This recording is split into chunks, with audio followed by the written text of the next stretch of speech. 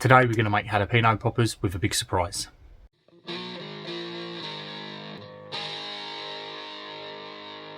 Hi, welcome along to Barbecue Life, home of the Kamado Bono. My name's Tom, and as I said, today we're cooking jalapeno poppers with a bit of a surprise in there as well. I want to say a massive thank you to Chef Tom over at All Things Barbecue YouTube channel for the inspiration for this cook, where we are changing things up, but the inspiration for this cook definitely came from that channel. So we want to start off by lighting our Kamado and getting it coming up to temperature. So I already have mine lit today, but I've set this up for 2-zone cooking. So I've got the charcoal basket in the bottom with the divider in. So we've got that half filled up completely with Texas Club charcoal from Kamado Kings. And then on the opposite side, we've got our deflector plate in there, and I have covered that in tin foil because this is a bit of a drippy, messy cook, and you get this into your deflector plate, you've got to do a massive hot burn to get that burnt out. So if you just cover it in tin foil, you can just take that tin foil off and bin it afterwards, and it keeps things much cleaner.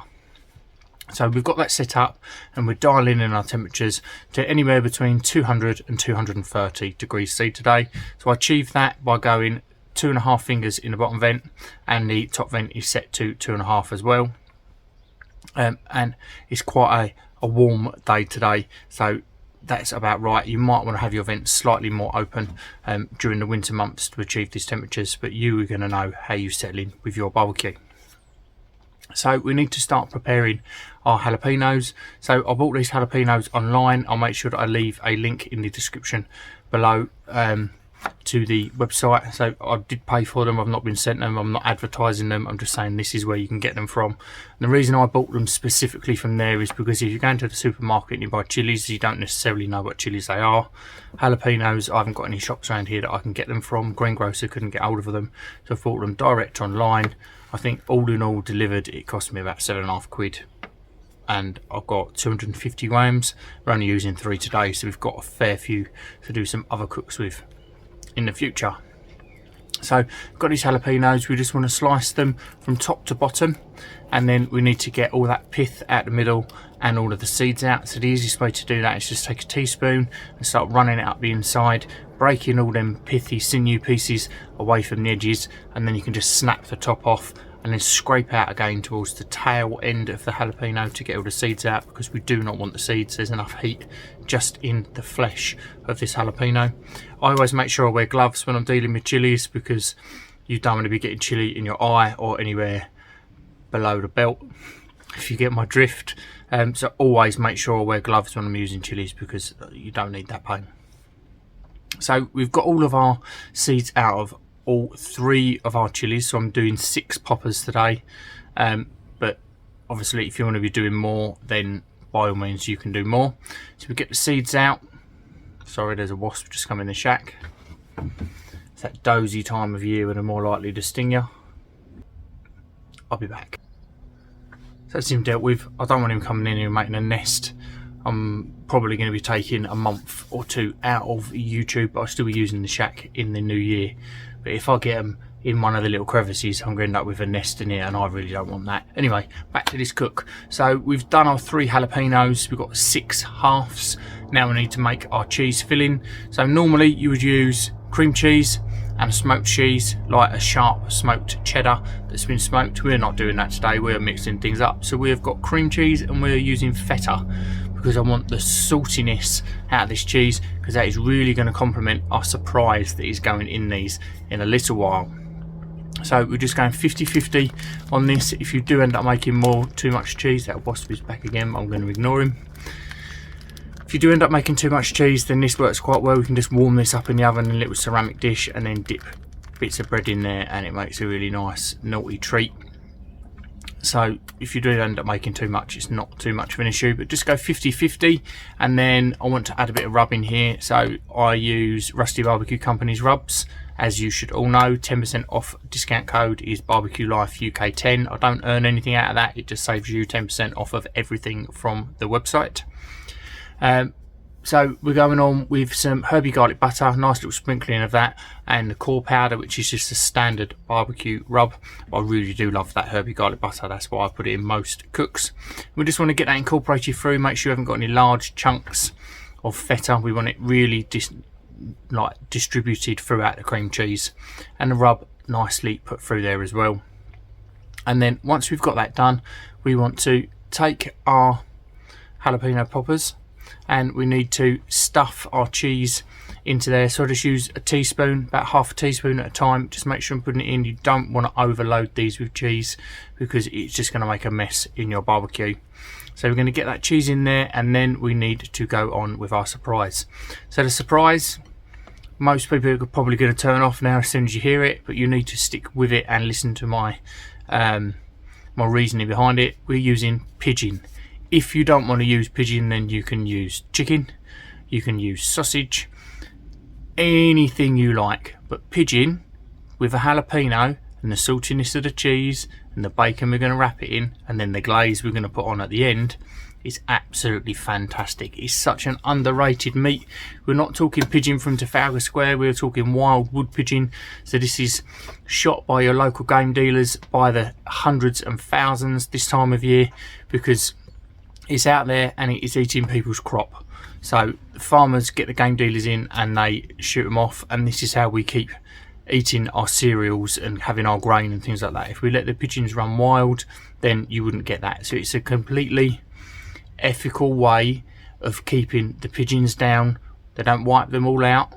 As I've had people saying your friend's a murderer because he shoots pigeons and things like that, but it's ethical and sustainable in the way that we do things. Same when I have things like venison. Again, they cause a lot of damage in the farming industry, so the numbers are cold so that we don't have bigger issues in the future. But anyway, back to these pigeon breasts. I'm going to slice these in half and we're going to lay these on the top of the cheese. If you want to use chicken, then make sure you only use really small pieces of chicken, because you want to make sure it's cooked through before you serve it. And if you've got to cook for a big piece of chicken, then everything else is going to be too overcooked by the time you cook it through.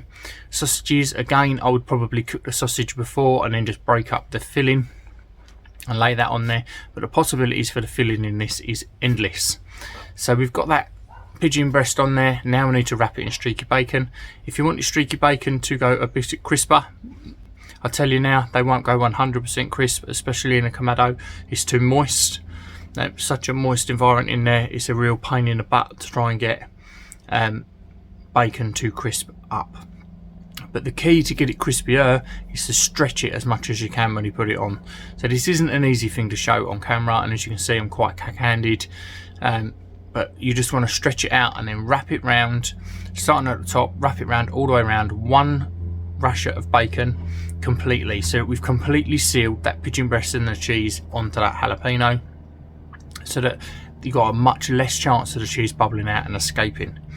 So pull it out, wrap it round, and you should be much better. If you wanted to do this cook on something like a Weber kettle, then you're probably much more likely to get a crispier bacon on there, but you just want to be setting things up indirect like you were doing on the Kamado. So we've got that on. We now want to go into our indirect size of the Kamado.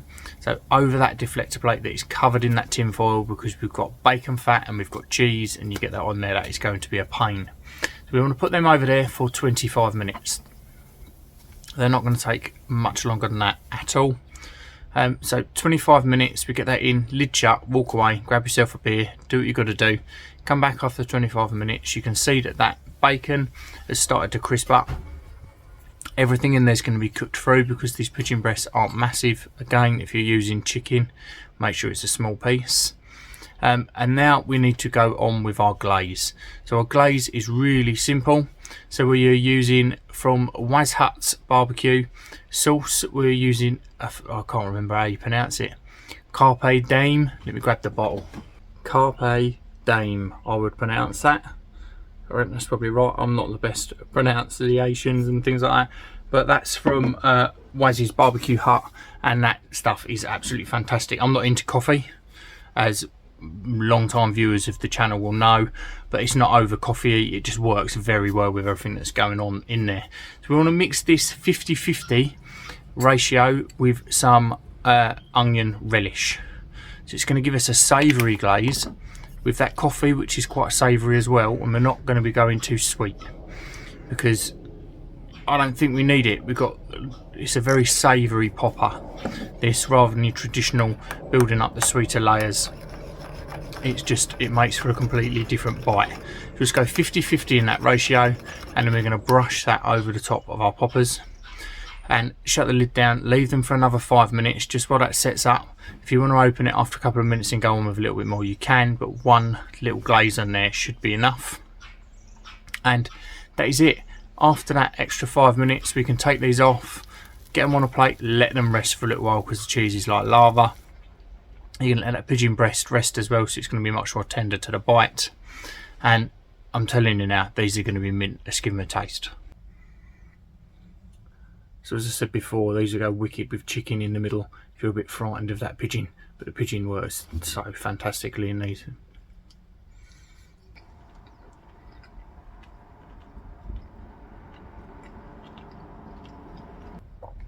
Cheese is all oozing out the end.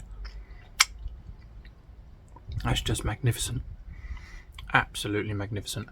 At last end, that packed a punch. I think I might have left a few seeds in there. That's hitting the back of the throat now. Building nicely, but it's not too hot. Just exactly what you would expect out of a jalapeno popper. So all of the flavours in this work together so well. The salt from the feta and the bacon, the heat from that jalapeno, sweetness from the rub, and then that bit of savoury from the coffee barbecue sauce with that onion relish mixed in there as well on the top, just takes it all to another level. It's a fantastic different way to have a jalapeno popper. I want to say thank you to Chef Tom at ATP Barbecue for showing me, or giving me the inspiration for this recipe to then stick my own twist on it, change the cheese up, change the flavour profile. But the idea of putting the pigeon in these poppers completely came from him, so full credit to that channel there. If you like what we're doing here at Barbecue Life, then please do like the video, make sure you subscribe to the channel, leave me a comment, let me know what you think, and thank you very much for watching.